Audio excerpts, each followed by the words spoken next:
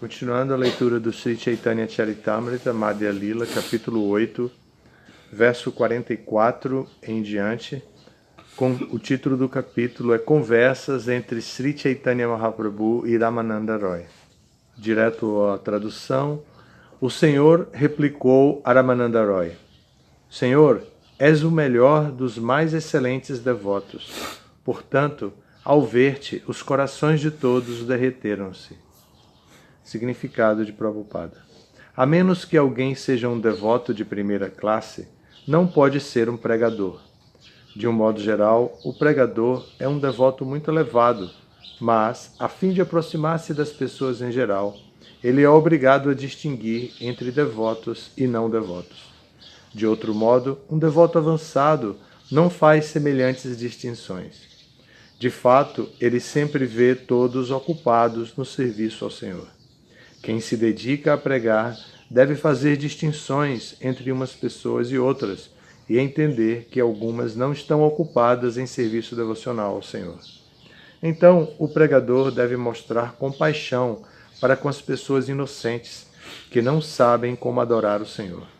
O Srimad Bhagavatam, 11º canto, descreve os sintomas do devoto mais elevado da seguinte maneira: Sarva Bhuteshu Yapashet Bhagavat Bhavam Atmana Bhutani Bhagavati Atmani Esha Bhagavatottamaha.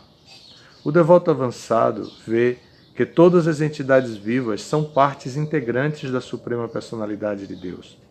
Todos estão em Krishna, e Krishna também está dentro de todos. Esta visão só é possível a pessoas muito avançadas em serviço devocional. Continuando o verso 45. Se eu, que sou um sannyasi mayavadi, um não devoto, também estou flutuando no oceano de amor a Krishna, pelo simples fato de ter tocado em ti, o que dizer então dos outros?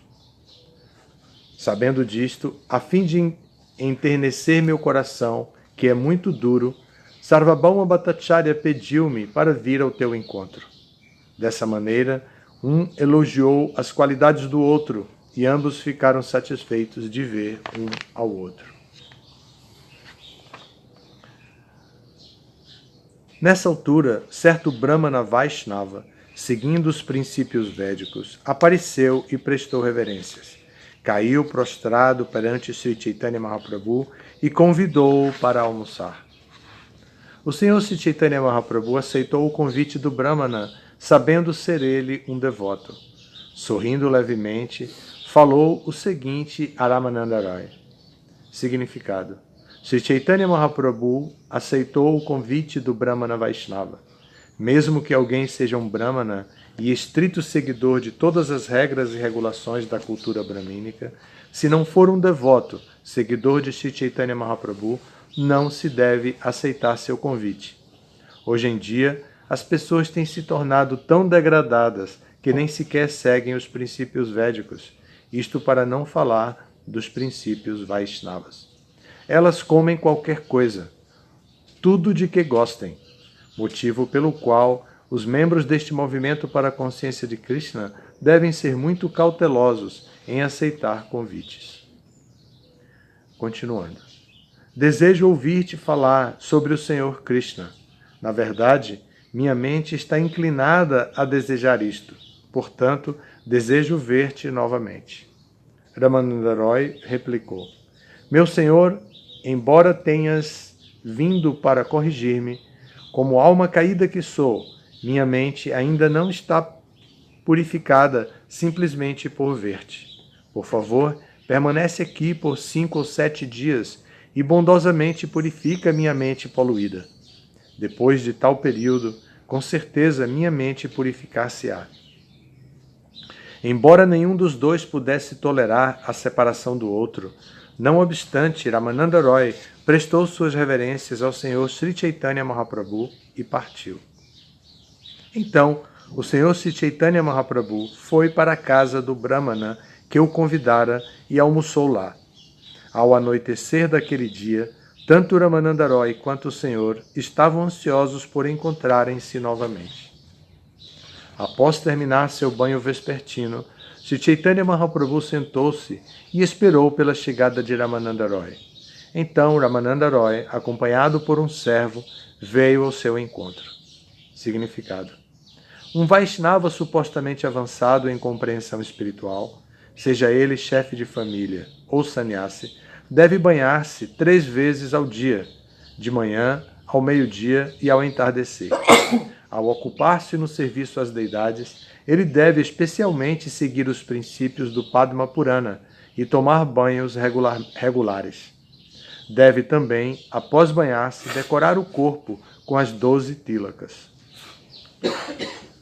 Ramananda Roy aproximou-se do Senhor Sri Chaitanya, prestando-lhe respeitosas reverências, e o Senhor abraçou-o. Então, ambos, num lugar isolado, começaram a conversar sobre Krishna. Significado: a expressão Rahastane, num lugar isolado, é muito significativa. Conversas sobre Krishna e seus passatempos, especialmente seus passatempos em Vrindavana e seus relacionamentos com as gopis, são todos muito confidenciais. Não são assuntos para palestras públicas, pois aqueles que não têm compreensão da natureza transcendental dos passatempos de Krishna sempre cometem grandes ofensas, pensando que Krishna é um ser humano comum e que as gopis são mocinhas comuns. Seguindo o princípio do Senhor Sri Chaitanya Mahaprabhu, que nunca falava em público dos relacionamentos entre Krishna e as gopis, ordena-se aos devotos do movimento para a consciência de Krishna a não discorrerem publicamente sobre os passatempos do Senhor Krishna em Vrindavana.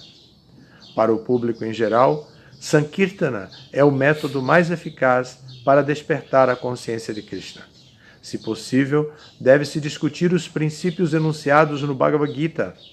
Sri Chaitanya Mahaprabhu seguiu este princípio muito estritamente e discutiu a filosofia do Bhagavad Gita com acadêmicos eruditos, como Sarvabhauma Bhattacharya e Prakashananda Saraswati.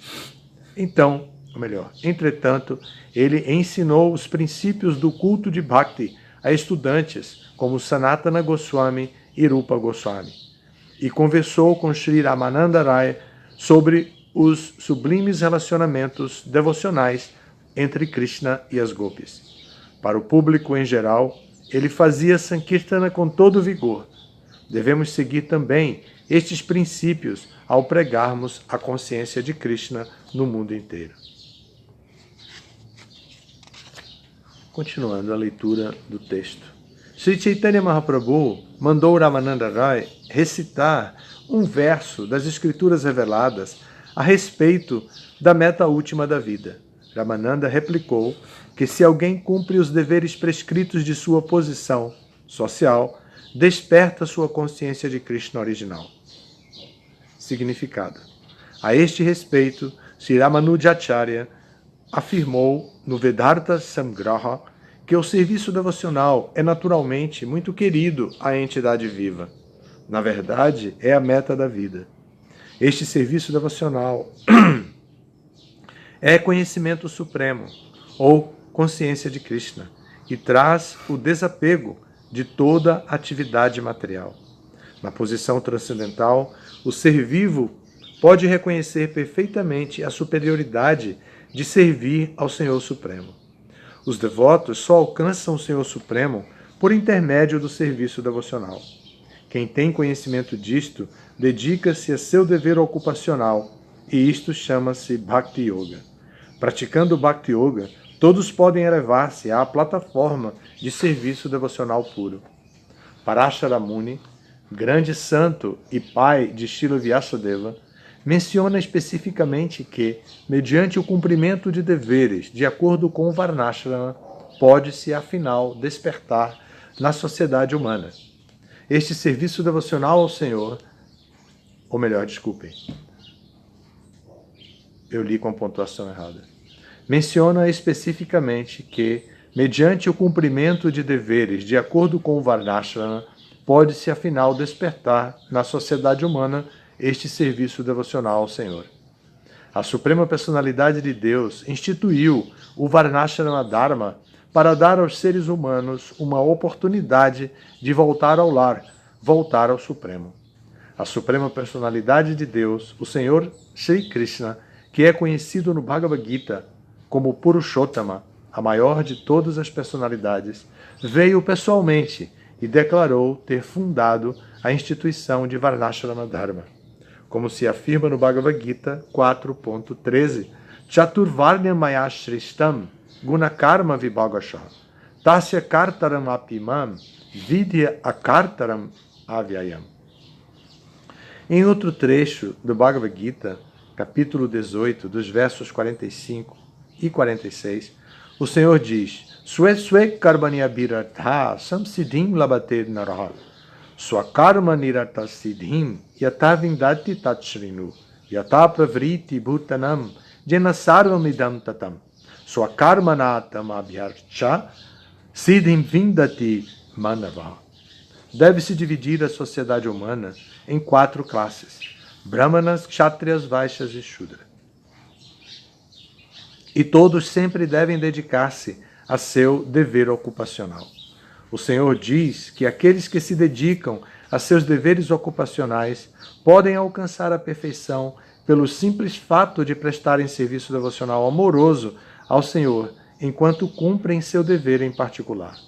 Na realidade, apenas por intermédio da consciência de Krishna é que se pode introduzir o ideal moderno de uma sociedade sem classes. Que os homens cumpram seus deveres ocupacionais e que deem seus lucros ao serviço do Senhor.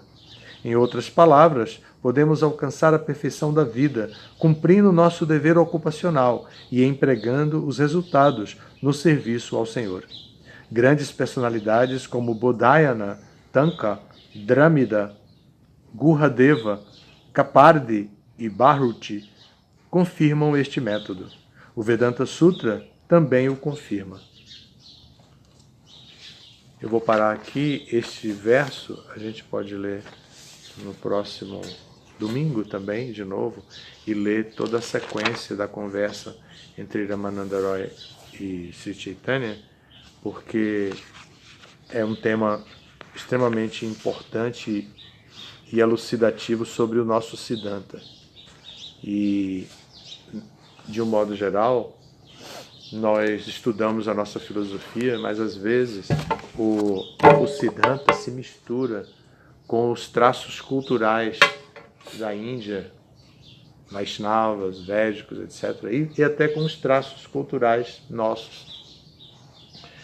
E então, esse tema da conversa entre Ramananda Roy e Chaitanya Mahaprabhu vai mostrar a grande importância, na verdade, a supremacia do serviço devocional como método de se associar com Krishna. Essa é parte da ciência espiritual e é dever dos seguidores de Prabhupada compreenderem a ciência espiritual. Caso contrário, ficamos jogados de um lado para o outro com todas as relatividades desse mundo e sempre dando muito mais valor às verdades relativas e sempre ajustando, sempre tratando de tempo, lugar e circunstância, tempo, lugar e circunstância, tempo, lugar e circunstância, e nunca entendendo o Siddhanta como prevalecente. Tempo, lugar e circunstâncias são elementos importantíssimos quando uma pessoa vai tomar algum tipo de decisão, mas tempo, lugar e circunstância estão sempre vinculados ou subalternos ao conceito do Siddhanta Vaishnava. E Siddhanta Vaishnava é a filosofia em seu aspecto conceitual, a filosofia que diferencia o Vaishnavismo de qualquer outra religião. Se nós, e até mesmo do conceito de religião, se nós entendemos o Vaishnavismo como uma religião, simplesmente, nós vamos ocupar um espaço compartilhado com inúmeras outras religiões e vamos nos submeter ao processo mundano, material, de que as religiões são criadas, produzem um certo resultado e depois elas desaparecem da face da Terra. Tem muitas e muitas religiões que que já desapareceram da face da Terra. Algumas são resistentes e ficam milhares de anos até, como vemos a Igreja Católica, mesmo o hinduísmo. Mas o hinduísmo tem algumas características, ele não pode ser visto como uma única religião. O hinduísmo é a base de muitas religiões. Então, nesse sentido, o hinduísmo não se encaixaria numa religião que vem subsistindo, apesar do tempo, né? Então é muito importante esse diálogo entre Ramananda Roy e Sri Chaitanya Mahaprabhu. Sri Chaitanya Mahaprabhu vai fazer muitas perguntas para ele, e não como teste, mas como um diálogo para discutir Krishna Katha, ou discutir os temas relacionados com a filosofia Vaishnava.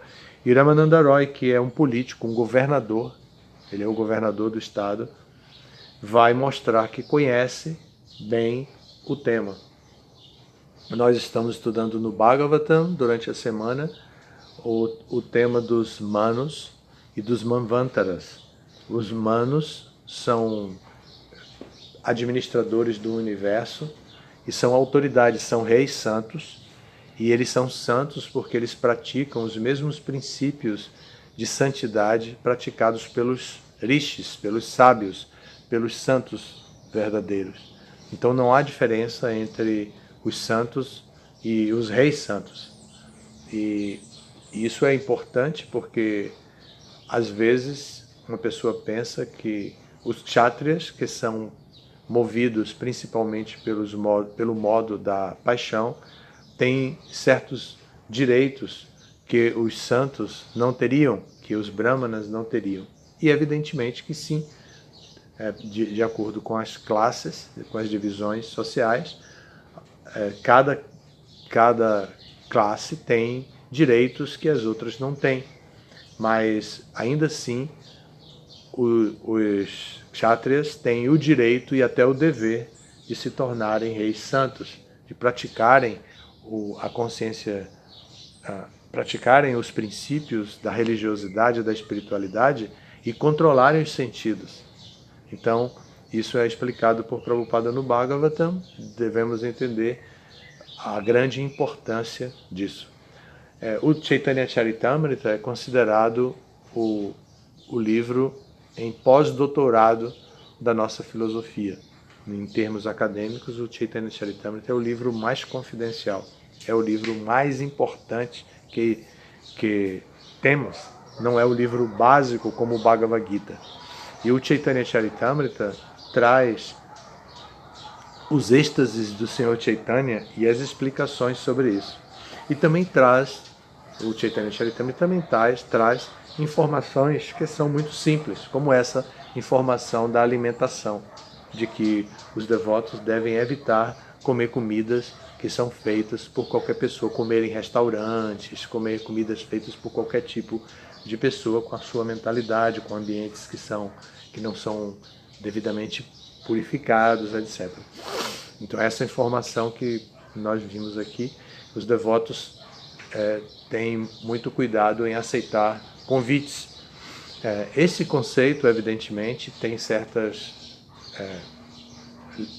como dizer assim, está sujeito a tempo, lugar e circunstância, ao critério de tempo, lugar e circunstância. Porque Prabhupada também disse que o devoto deve ser muito cuidadoso com prasada, mas que não deve passar fome. Então Prabhupada também deu o nosso direito, nos deu o direito de organizar a nossa vida. Por isso que os devotos sempre se organizam para viajar, sempre têm pressada, sempre se preocupam para onde vão, o que vão comer. Porque não é pelo apego a comer bem ou comer saborosamente, é pelo apego a comer uma comida com qualidade espiritual garantida. Essa garantia de qualidade espiritual do alimento vai favorecer a estabilidade nistha, em serviço devocional. Não é muito fácil se alcançar a estabilidade no serviço devocional. Em geral, nós somos assim bipolares, que nem a paçoca, né? A paçoquinha. Sabe a paçoca? A paçoca é bipolar, ela consegue ser tanto salgada quanto doce, né?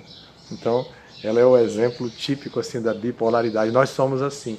Às vezes estamos de um jeito, às vezes estamos de outro jeito na, na, na consciência de Krishna e não alcançamos a estabilidade.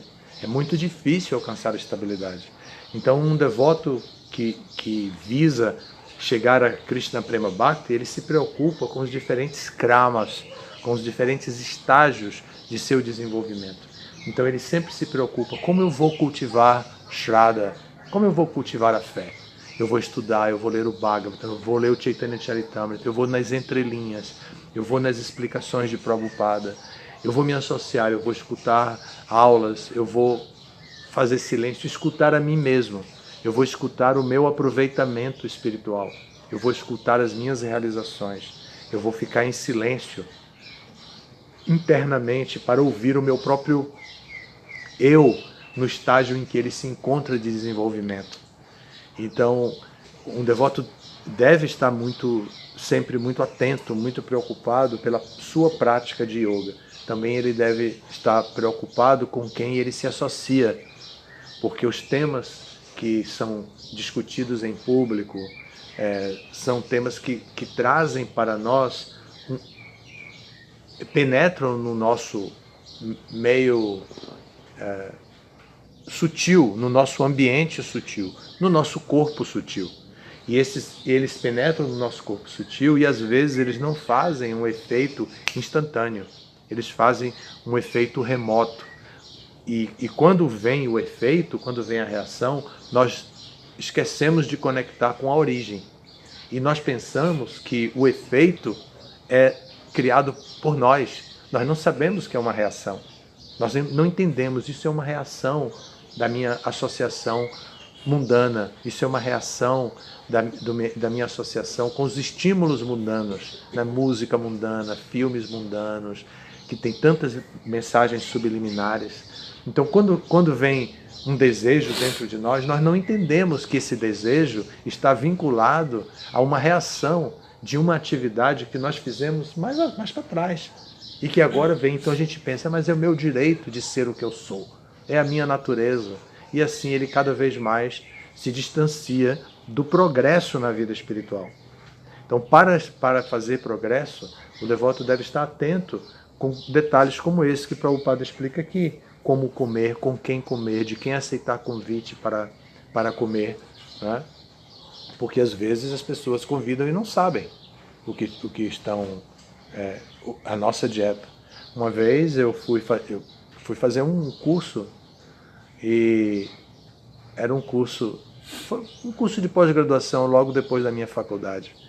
E a coordenação do curso criou um ambiente social. Provavelmente nos chamariam para um churrasco, mas sabendo que a gente não comia carne, então nos chamou para um jantar, e sabendo que a gente não comia carne. Então nós já fomos prevenidos, sabendo que alguma surpresa podia acontecer.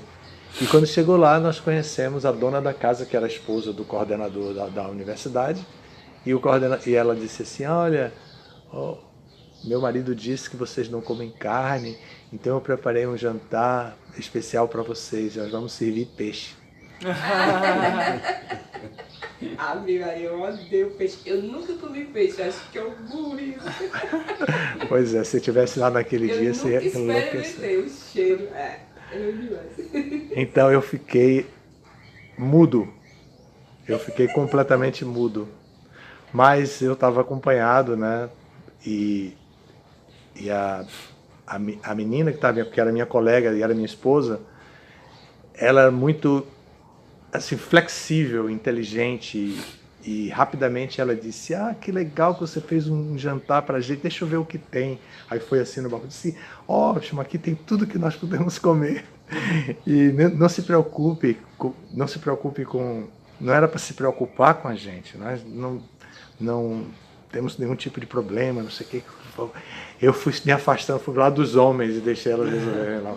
Só esperei o meu prato chegar na minha mão, porque era um jantar americano, né? Era para um ice break, né? Para quebrar gelo. Então eu esperei só meu prato chegar na mão, e eu já sei, quando o prato chegou na minha mão, eu sabia que estava pronto. E ela resolveu mesmo. E ela ficou a mulher ainda assim ficou constrangida.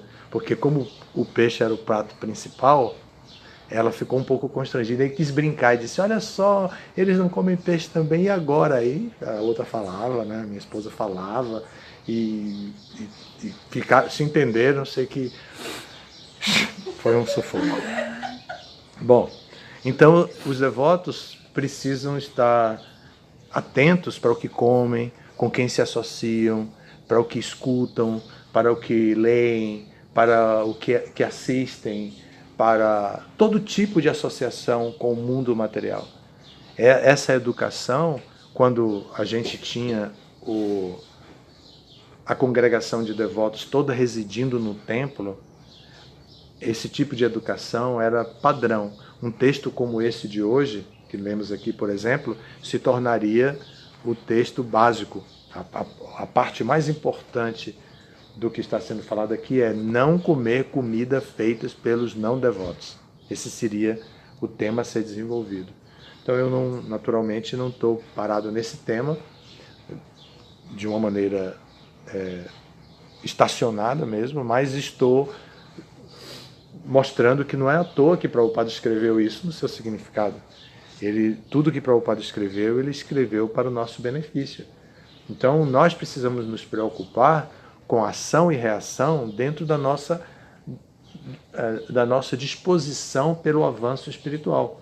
E devemos escolher o que fazer, o que comer, o que ouvir, o que assistir, como nos relacionar com o mundo material, porque na lei natural de ação e reação, quando a reação vem, a gente esquece a causa e a gente pensa que é nosso. Então a gente defende um interesse que na verdade não é nosso, não, é só reação. Mas quando a gente entende que é uma reação, o que acontece? Quando agora veio a reação. Eu tive esse vacilo lá atrás, ou por alguma razão eu me contagiei, agora vem uma reação. Quando vem a reação, o devoto acolhe a reação com humildade técnica. Né?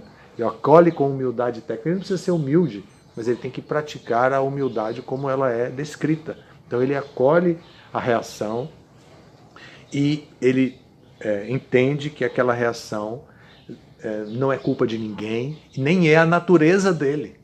Porque o maior perigo é quando nós avaliamos nossa natureza e dizemos, mas essa é minha natureza. Mas qual é a nossa natureza?